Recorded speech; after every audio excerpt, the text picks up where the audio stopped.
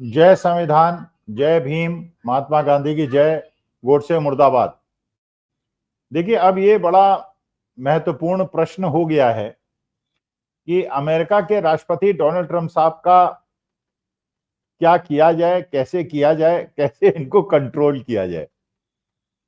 क्योंकि हमारे देश के भारतीय जनता पार्टी के समर्थकों ने सोचा था, जो बैकग्राउंड उनको फीड किया गया था, उनके दिमाग में भरा गया था कि नरेंद्र मोदी जी और डोनाल्ड ट्रंप साहब बहुत अच्छे मित्र हैं, एक दूसरे पे जान छिड़कते हैं। और जिस प्रकार से डोनाल्ड ट्रंप को मोदी जी ने भारतवर्ष बुलाया था और इस बार ट्रंप सरकार की बात की थी और पूरी भीड़ इकट्ठा की थी और दोनों हाथ डाल के बाहों में डाल डालकर चले थे और हाउ डू यू मोदी करके ट्रंप ने मोदी जी को बुलाया था, तो भारत के अंदर एक गलतफहमी थी कि भारतवर्ष और अमेरिका की दोस्ती जैसी रही हो न रही हो, लेकिन डोनाल्ड ट्रंप साहब मोदी जी के पर्सनल फ्रेंड हैं, बड़े पक्के लंगोटिया यार हैं और एक दूसरे पे जान छिड़कते हैं। तो डोनाल्ड ट्रंप के जीतने से भारतवर्ष के बहुत अच्छे दिन आ जाएंगे। अच्छे दिन तो नहीं आए, बुरे दिन आ गए, लेकिन ये लोगों को लगा, भारतीय जनता पार्टी के समर्थकों को तो लगा, हम लोगों को तो नहीं लगा था कि डोनाल्ड ट्रंप के जीतने से मोदी जी के अच्छे दिन आ जाएंगे और देश के अच्छे दिन आ जाएंगे।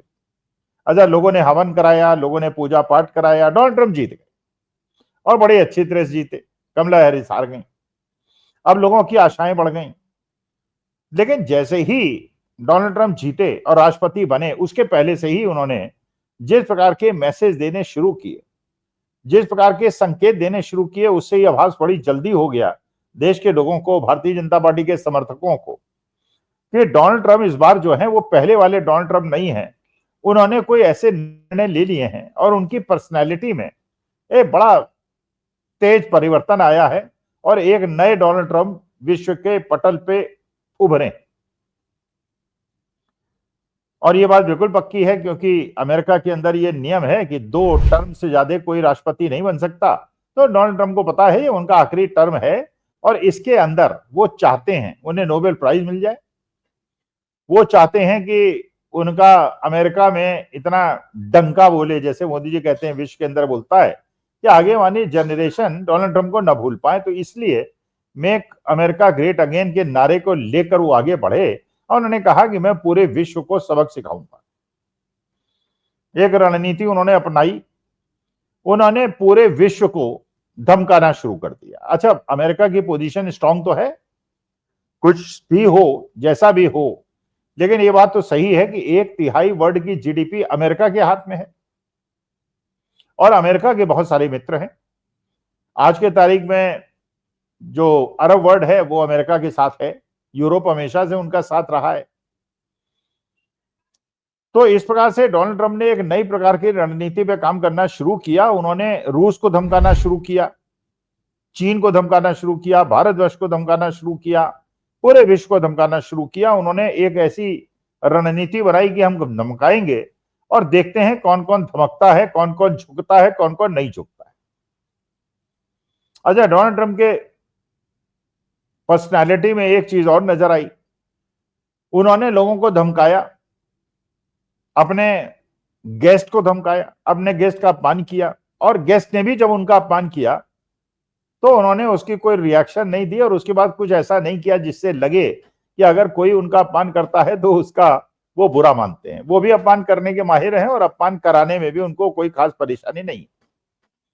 यूक्रेन के राष्ट्रपति ज़ेलेंस्की के बारे में आपने सुना किस प्रकार से तू मैं हुई, लेकिन यूक्रेन ने जो करना था करा। और जब भारत का प्रतिनिधिमंडल रूस जाने वाला था, उस दिन जो लैंडिंग थी फ्लाइट की वो इसलिए डिले हुई कि उस दिन ड्रोन से यूक्रेन ने अटैक कर दिया था रूस के ऊपर।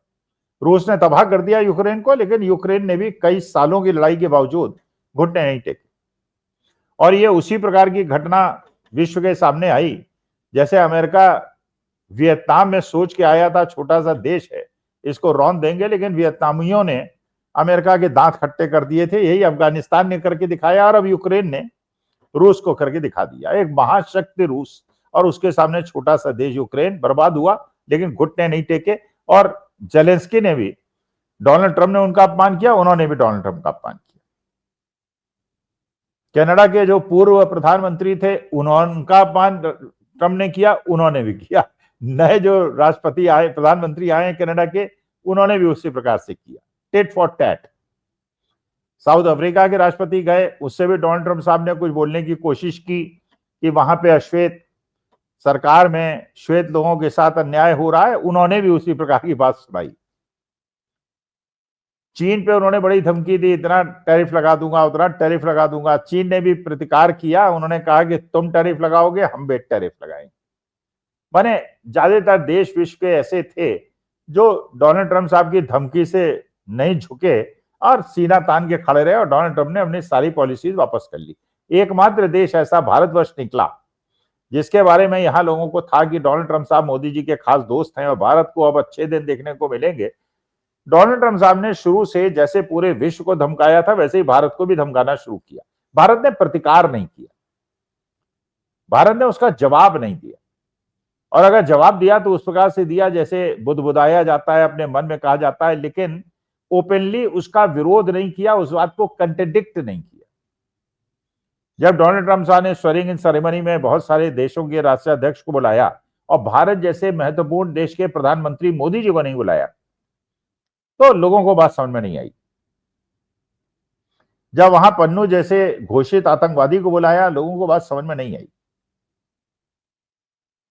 जिस प्रकार से उन्होंने, मोदी जी जब रिक्वेस्ट करके वहां मिलने गए और जैसे उनको कोई रिसीव करने नहीं आया, और जिसका मोदी जी सामने ट्रंप ने कहा कि is a big bargainer, is a better bargainer than me, और उन्हें ऊपर चढ़ाया और फिर नीचे उतार दिया। लेकिन उन्होंने कहा मैंने मोदी जी को स्पष्ट कह दिया है कि ट्रेड के बारे में मैं आपसे कोई बात नहीं करूंगा।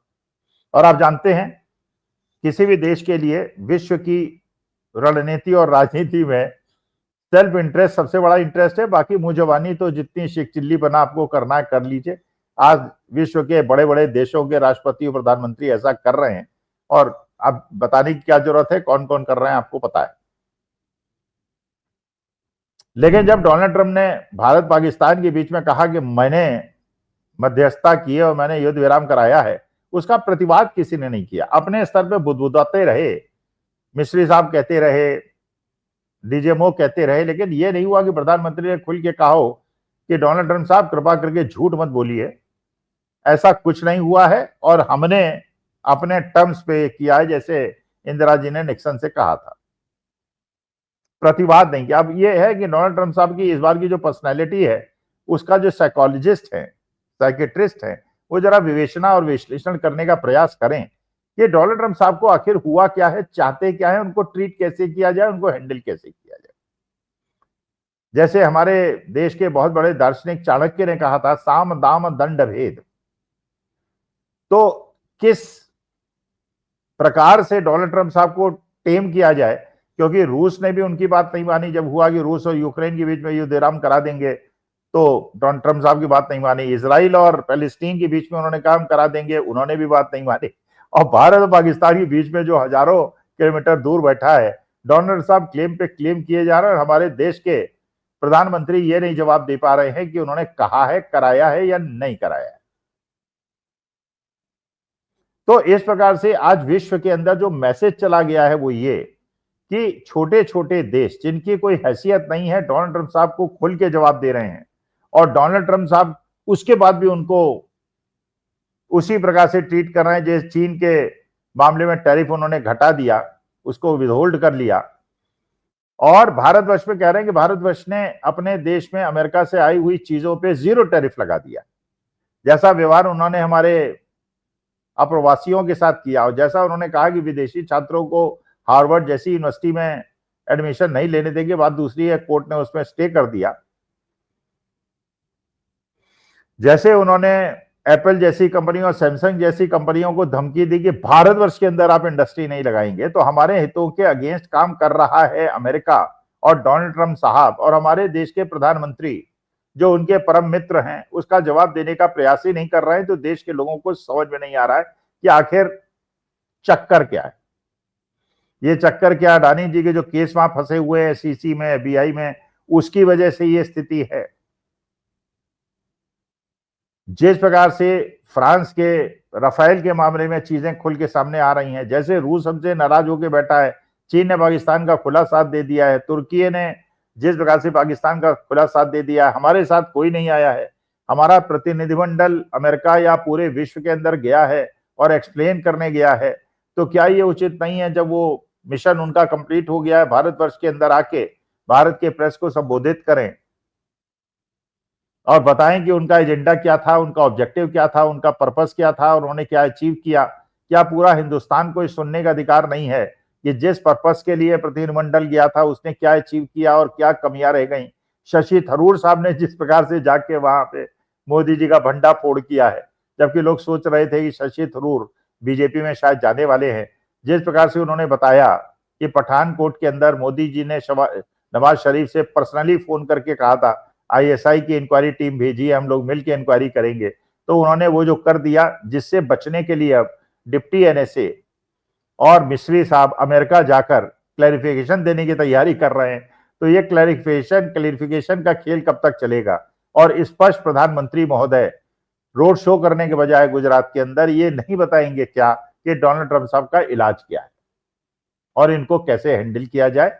चाणक्य का संदर्भ लें और चाणक्य ने जो कहा था उस संदर्भ में मोदी जी देश को संबोधित करें और बताएं कि उनका परम मित्र डोनाल्ड ट्रंप हमारे देश की इस प्रकार से ऐसा व्यवहार क्यों कर रहा है। नमस्कार, धन्यवाद और प्रणाम।